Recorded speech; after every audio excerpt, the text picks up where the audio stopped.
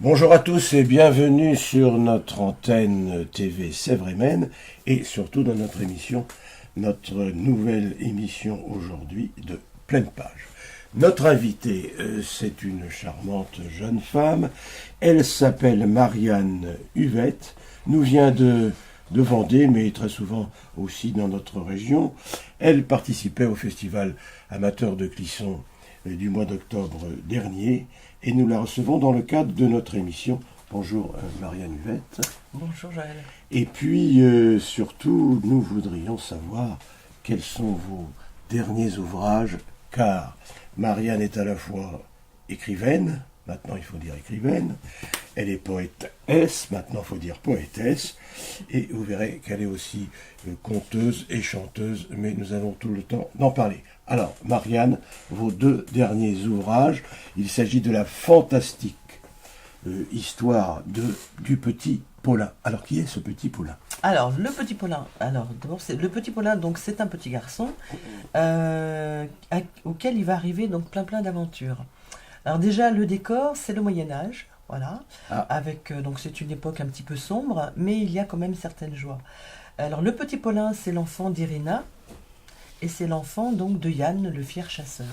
Et comme cela se produisait beaucoup à cette époque, il va être enlevé et être vendu à des bandits de grand chemin. Voilà, des bandits de grand chemin vont venir, ils vont l'enlever et vont le vendre au seigneur de Beauregard, qui recherche désespérément donc le fils parfait. Trafic d'enfants déjà à l'époque. Déjà à l'époque, de toute faison, c'était clair qu'à l'époque, et j'ajoute, le père chasseur, à un moment donné, est obligé de s'en aller très loin.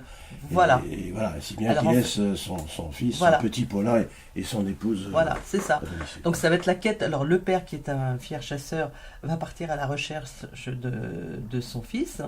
Et donc il va lui arriver plein d'aventures, il va faire plein de rencontres, aussi bien des rencontres un petit peu fantastiques et des rencontres avec des animaux. Et sa maman, qui est un petit peu magicienne, va l'aider dans cette quête-là. Donc c'est une quête finalement plutôt humaine.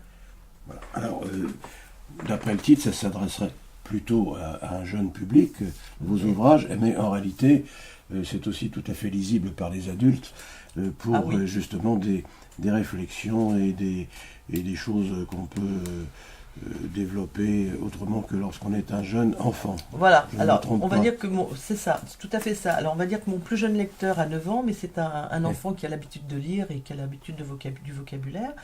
Et autrement, ce livre est vraiment lu par les adultes. Il y a des lectures à plusieurs niveaux. Voilà.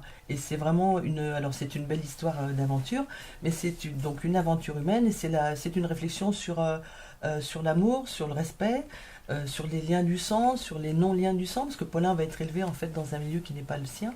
Et en plus, il y a du mystère, de la magie humaine et du mystère. Vous n'avez jamais écrit quoi que ce soit, c'est une question, sur votre pays d'origine, qui est l'Afrique, enfin le continent d'origine. Alors, ça ne vous a jamais inspiré, cette chose? Si, parce que j'ai écrit une petite histoire pour les enfants, alors là pour les enfants, qui s'appelle Le Noël de Booba, voilà, et qui se passe au Sénégal. Voilà. Sénégal, le pays dont vous êtes originaire, c'est bien ça. C'est ça, voilà, je suis métisse franco-sénégalaise. Oui. Alors, je vais faire voir à nos auditeurs et téléspectateurs la première page de votre livre, parce qu'il y a déjà 2 épisodes de sortie.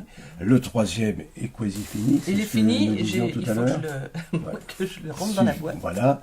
Et ensuite le 4e, car cette saga, cette série, comporte 4 volumes, c'est bien ça. C'est ça. Voilà. C'est ça. Donc voici pour cette lecture. Comment faites-vous pour faire connaître votre ouvrage? Alors le bouche à oreille et les réseaux. Voilà, et puis les concerts que l'on peut donner et les contes musicaux, parce qu'on l'a donné en spectacle, ce livre-là, cette aventure-là, donc mis en musique par René Této, qui est pianiste et compositeur. Voilà, donc il y a ça, donc les spectacles, les réseaux et le bouche-oreille. Alors justement, je rappelle que vous étiez présente au festival de Clisson, de théâtre amateur, du mois dernier, d'octobre 18. Avec un grand plaisir d'ailleurs. Oui, et donc vous avez, parce que vous êtes aussi conteuse, je le disais tout à l'heure, et ce métier de conteuse, c'est difficile ou pas? Alors, C'est difficile, oui, parce que c'est difficile de percer. Enfin, je crois que comme tous les artistes, c'est un peu compliqué, surtout à l'heure actuelle. Maintenant, le faire, c'est pas compliqué, parce que quand on aime ce que l'on fait, ça devient, enfin, je veux dire, c'est facile et c'est surtout un grand plaisir. Voilà. Et je suis conteuse et chanteuse, parce que dans les contes, je chante aussi. Voilà. Conteuse, chanteuse. Écrivaine, auteur, avec un E, n'oublions pas, oui, en ce qui vous concerne. Oui. Et puis, voilà, ensuite artiste tout simplement, oui, parce que voilà. Hein, vous êtes souvent sur la scène et pour tout ça. Mais comment devient-on alors écrivain ou écrivaine? Comment ça a commencé? Alors moi, ça a commencé, oui, très tôt. J'avais 12 ans. Oui. Quand j'ai commencé, et j'ai commencé par écrire des poèmes. En fait, j'écrivais des poèmes pour la famille, pour la fête des mères, pour la fête des pères, et puis des poèmes aussi en regardant la nature, parce que je suis très très proche de la nature. Donc voilà, j'ai commencé comme ça, et après j'ai écrit des contes, voilà, par rapport, c'est venu comme ça, par rapport, c'était, je me souviens, sur la montagne. Et ensuite là, tous ces contes-là, ça me vient... soit par songe, soit par j'ai des petites visions, soit des phrases qui me viennent, comme pour Paulin. Et après, je prends... De toute façon, moi, je suis capable de prendre mon stylo, de me mettre dans n'importe quel endroit, et puis j'ai un stylo magique. Un stylo magique.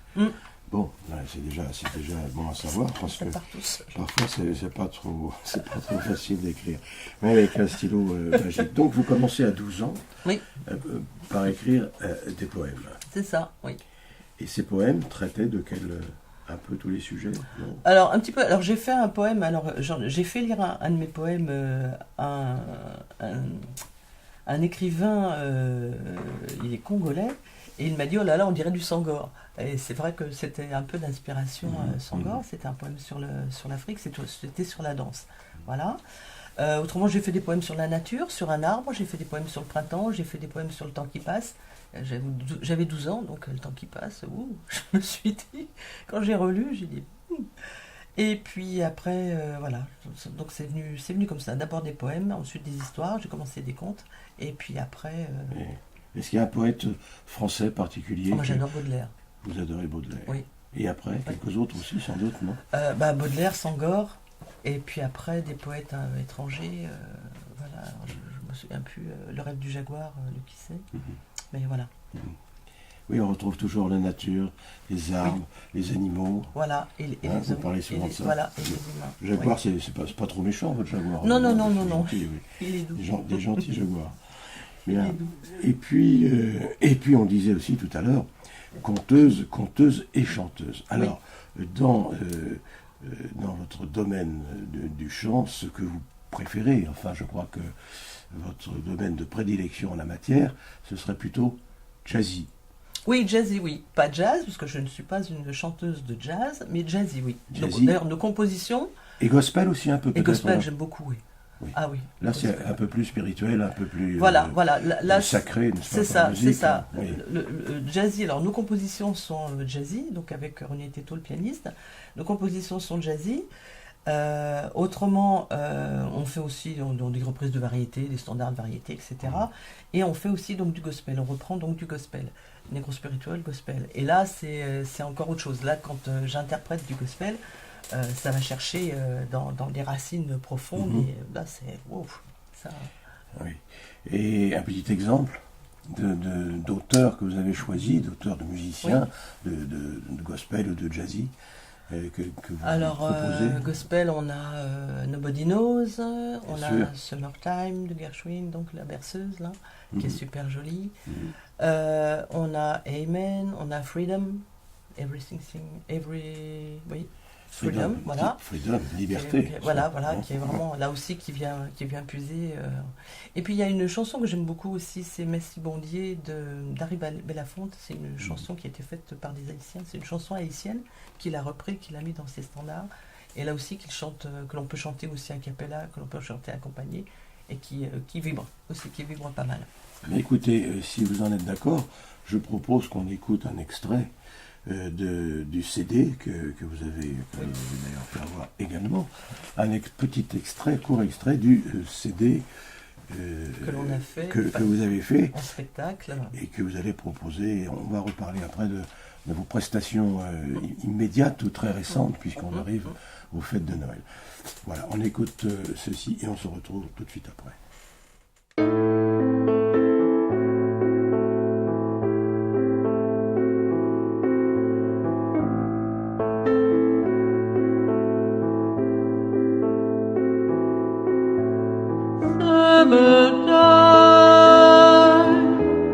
And the living is easy. Fish are jumping, and the curtain is high. Oh, your daddy's rich, and your mama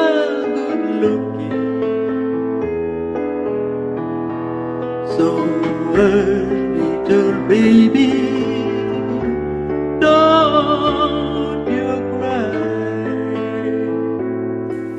Voilà, Noël arrive. Oui, Vous êtes d'accord? oui, absolument. Et vous avez, je crois, un programme. Pour commencer, le 14 et 15 décembre, je crois que vous avez quelque chose de très intéressant que vous produisez. Vous allez nous raconter ça? Oui, À quel alors endroit? nous serons à Chavagnon-Paillé, au château de la Chardière. Et donc c'est un marché de Noël qui est organisé et où il y aura donc différents de l'artisanat et où nous présenterons donc un conte qui s'appelle Le Noël de Booba et on fera aussi donc une prestation, un tour de chant. Et puis après, 21 décembre, je crois savoir, cette fois c'est dans une autre commune de Vendée encore. Voilà, c'est ça, le 21 décembre nous serons donc en concert à 20h à l'église de la Garnache. Voilà, et là on fera pareil un conte de Noël qui s'appelle donc alors Le Noël de Booba, pareil, Le Noël de Booba et un concert. Alors le concert, lui, est un concert évidemment un peu sur le même rythme, à savoir le rythme que vous aimez, que vous produisez, que vous préférez, c'est-à-dire le rythme jazzy. Voilà, jazzy, gospel. Un concert qui dure combien de temps? 1 heure. Tout de même. Oui, 1 heure, oui. Alors comment fait-on pour, parce que je vois que vous avez ici des CD, etc., comment fait-on pour éditer, commencer une œuvre à la fois littéraire et musicale? Et je crois que ça demande beaucoup de temps. Ça demande du temps. Ça demande du temps, ça demande de l'énergie, ça demande un peu de sous et ça demande un peu de chance aussi, parce que c'est pas évident de se faire éditer. En plus, bah voilà, il faut choisir les maisons d'édition. Enfin, c'est toute une, j'allais dire, c'est tout un parcours du combattant entre guillemets. Et voilà. Alors, on va résumer. Écrivaine, avec la fantastique histoire du petit Paulin. Se méfier du titre, c'est pas seulement pour les jeunes enfants. Voilà. Mais ça concerne aussi les adultes. Oui. Vous enregistrez et vous proposez au public des contes un peu fantastiques. Et alors le choix de votre compositeur, de votre musicien qui vous accompagne, René Théteau, vous en avez, j'allais dire, écouté plusieurs. J'ai failli dire essayer, excusez-moi. C'est pas ce que je voulais dire. Et vous en avez écouté plusieurs. Et comment est-ce que un auteur choisit son musicien? Moi, ça m'intéresse parce que il y a beaucoup maintenant de chanteurs qui choisissent leur orchestre, leurs musiciens, leurs accompagnateurs. Comment ça se passe? Alors en fait, moi je veux dire, en amont, c'était vraiment le hasard. En fait, j'avais fait part je chantais avec des copains et j'avais fait part donc de ce que je faisais, etc. Puis ils trouvaient ça bien. Et en fait, l'ami en question, qui était batteur, me dit il te faudra un clavier. Il était batteur. J'avais un de mes amis qui était batteur. Et il me dit il te faudra un clavier, mais un clavier, ça va être dur à trouver. Bon, ça m'est resté là. Je n'ai pas fait de recherche. Et un jour, donc c'était au Casino des Atlantes en soirée. Et au Sable d'Olonne, voilà, c'est ça. Et il y avait donc un pianiste. Et le pianiste, c'était René Théteau. Et René Théteau donc est venu à ma table et m'a demandé ce que je voulais comme morceau et ce que je voulais chanter. Et si je chantais. Alors moi j'étais accompagnée et j'ai dit non, je chante pas. Et la personne qui était avec moi dit si, elle chante. Alors moi j'ai dit non, c'est pas possible. Voilà. Et René a insisté et il m'a dit bah, écoutez, à la fin vous viendrez chanter avec moi. Donc j'y suis allée. Et puis il m'a dit, bah écoutez, si vous cherchez un pianiste, moi je cherche une voix comme la vôtre. Alors moi là j'ai dit, il se moque. Puis il me donne sa carte. Oui. Et puis en fait il se moquait pas. Et ça a commencé comme ça. Voilà. Et maintenant, vous enregistrez. On donc, travaille ensemble, oui. Vous travaillez ensemble et C'est vous ça. enregistrez cette chose-là. Oui, depuis 10 ans à peu près. Marianne Huet, un autre projet peut-être, à part la terminaison de votre série du fantastique Alors, Paulin. des contes. Alors, des contes pour enfants ou des contes pour adultes. Voilà. Parce que ça, j'en ai toujours qui traînent. J'en ai toujours. Voilà. J'ai un conte que je vais faire. Enfin, une histoire que je vais faire sur les loups. Donc, voilà, j'ai envie de travailler sur les loups parce qu'il y a un loup dans mon histoire, dans ma fantastique histoire du petit Paulin. Et j'aime beaucoup les loups. Donc, j'ai creusé un petit peu leur mode de vie, etc. Et je vais replacer le loup en Vendée parce qu'on en parle sur Venanceau à l'heure actuelle. Ah oui, il Oui, paraît qu'il y a des loups qui pointent leur oui, museau. oui. Et ouais, tout à fait. ouais. Donc voilà. Donc Ils sont peut-être gentils, il ne faut pas non plus. oui, tout à fait. Mais moi, je respecte tout à fait cet animal-là, donc je vais travailler là-dessus. Et puis j'ai un projet aussi d'écriture. Ça va être plutôt une autobiographie, donc d'une maman d'une tribu de 4 enfants. Voilà. Vous êtes une tribu de 4 enfants?